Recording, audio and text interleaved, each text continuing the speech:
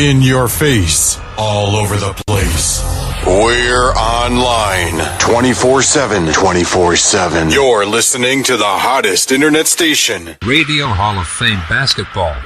The first NBA radio for all the fans around the world. Radio Hall of Fame Basketball. We talk about NBA. We talk about passion. We are your radio.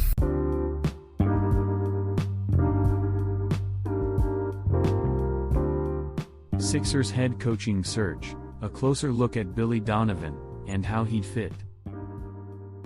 A largely feel-good season in Oklahoma City ultimately didn't mean that Billy Donovan would continue as head coach. According to Shams Charania, the Thunder offered Donovan a new contract prior to the season with 2 guaranteed years that he did not accept. And now that Donovan's original 5-year contract has run out, the sides agreed to go their separate ways this week. The direction of the franchise seemed to be the key sticking point in this situation. Oklahoma City is potentially going into rebuild mode, armed with an arsenal of draft picks, and a few quality young players, while Donovan is a veteran coach that understandably wants to compete now. Thunder general manager Sam Presti said that he, and Donovan, reminisced about their 5 years together over beers on Tuesday. If Oklahoma City can't give him a definite timeline, could the Sixers be the team to give him a shot? Sam Amick reported that Donovan is expected to be a candidate for the Sixers opening. With that in mind, let's dig into our second coaching profile. The head coach in Oklahoma City for the past 5 seasons, Donovan was hired to take over a team that had title aspirations. His first season was his best shot at a title, as the Thunder blew a 3-1 lead in the conference finals to Golden State. Then Kevin Durant left, and took with him the team's championship ceiling. Coaching teams led by Russell Westbrook, Paul George and ultimately Chris Paul this year, Donovan then lost in the first round of the playoffs 4 consecutive seasons. Prior to joining Oklahoma City, Donovan enjoyed a storied career at the University of Florida. The head coach for 19 years in Gainesville, he did plenty of damage in the NCAA tournament with 2 national titles, 4 Final Fours, and 7 Elite Eights. The core of Florida's 2 championship teams in 2006 and 2007 are considered among the greatest college teams of all time. Donovan was a standout player at Providence, leading the Friars to the 1987 Final Four. After a brief attempt at a pro career, he then joined Rick Pitino's staff at the University of Kentucky as a graduate assistant in 1989. From there, he was on the fast track. By 1994, Donovan was the head coach at Marshall at 28 years old. Donovan's main tie-in with the current Sixers roster is Al Horford, who was one of the anchors of his national championship teams at Florida. When asked about his former player, Donovan has praised Horford's impact on winning and in the locker room at every turn. Of course, it's worth noting that Horford is a logical trade candidate after proving to be a rough offensive fit with the Sixers. Outside of Horford, Donovan let Joel Embiid, who played his senior year of high school basketball in Gainesville, slip through his fingers in recruiting. And ironically, Donovan is also one of Brett Brown's better friends in the coaching fraternity. They both played college basketball for Pitino in the 1980s. Life comes at you fast as an NBA coach. Just last month, Donovan was named National Basketball Coaches Association Co-Coach of the Year, along with Mike Budenholzer. Donovan is now looking for work, and Budenholzer is picking up the pieces after another disappointing early exit for his regular season juggernaut. That head coaches are increasingly let go in the same season they do some of their best work isn't always an indictment of the executives making those decisions, but it's undoubtedly part of the profession now. Donovan is available after perhaps his best season. Like Presti mentioned, Oklahoma City is diving into a rebuild now that started last offseason. But in a bridge year of sorts that was made necessary by last offseason's wheeling and dealing, Donovan led the Thunder to a level that few expected coming into the year. Chris Paul, Shai Gilgeous-Alexander and Danilo Gallinari were all strong additions, but not many expected them to be the West's number 5 seed, and push a team like Houston to the absolute limit. Donovan deserves credit for that, although how much is certainly up for interpretation. One thing that the Thunder did an exceptional job of this season was late-game execution. They played the most clutch minutes in the league, and had the best net rating. The three-guard lineup Chris Paul, Dennis Schroeder, Gilgeous-Alexander, Gallinari, Steven Adams, turned out to be a monster to deal with at the end of games. The Sixers sure struggled with them in Oklahoma City back in November.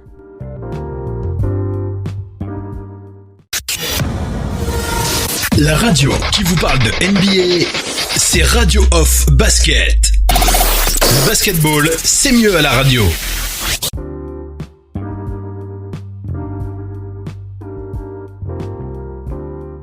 Donovan seems to generally keep things even-keeled, despite having coached some big veteran personalities.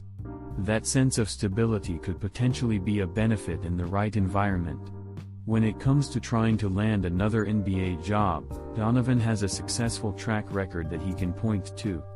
But the Sixers' job is unique. And when you look closer at how Donovan fits the needs of this specific roster, there are legitimate questions. Let's start with the lack of playoff success. For all the flack that Brett Brown got during his time in Philly, he did win a couple of playoff series. Since Durant left 4 years ago, Donovan didn't win any in Oklahoma City. A couple of times, it's probably fair to say that his team was outmanned. But not being able to win a playoff series in 2 seasons, with Russell Westbrook and Paul George on the roster does not inspire confidence that Donovan is the type of tactician that can come in handy as the playoffs progress. Oklahoma City never struck me as a team that tried to overcomplicate things, and that isn't necessarily a bad thing. Particularly with Westbrook as the point guard, there are some limitations on offense. The problem for Donovan in Philadelphia is that Brown preferred to keep things simple too. And while innovation doesn't matter much if your players can't execute, the Sixers' job probably calls for someone more willing to mix things up. Even with Donovan's success this season, having 3 quality guards is an easier puzzle to solve than whatever the next Sixers coach will be tasked with. Keep in mind that this is one player's interpretation of the Thunder's locker room dynamics. And Westbrook did win an MVP under Donovan's watch in 2016, after all. But in a similar way, to the lack of playoff success, did Donovan do enough in terms of connecting to his stars, to prove that he is the right person to get the most out of Ben Simmons and Joel Embiid within a team context? There is also the option for Donovan to go back to the college game, where he would have his pick of jobs. Not only was he successful at the collegiate level, but he did it without any scandal hanging over him. Considering the current landscape of that sport, that matters more than ever. Donovan reportedly wants to stay in the NBA, and you can understand why. There's no need to spend time recruiting and replenishing the roster in the pros, it's still a grind, but the focus is more on coaching.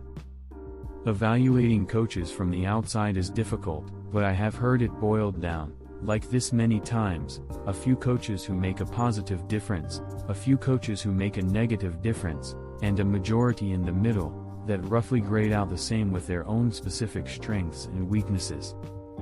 If we were to use that type of hierarchy, Donovan's time in Oklahoma City puts him firmly in that large middle category. He was an all-time Klay Thompson shooting barrage, from potentially winning an NBA title in his first season.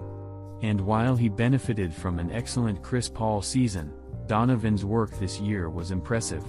Not winning a series with Westbrook and George was less so.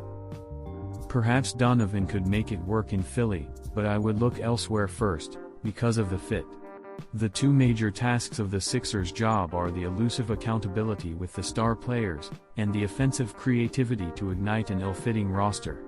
It's tough to make the case that Donovan has stood out in either category during his 5 years in the NBA. In your face, all over the place. We're online 24/7. 24/7. You're listening to the hottest internet station. Radio Hall of Fame Basketball. The first NBA radio for all the fans around the world. Radio Hall of Fame Basketball. We talk about NBA. We talk about passion. We are your radio.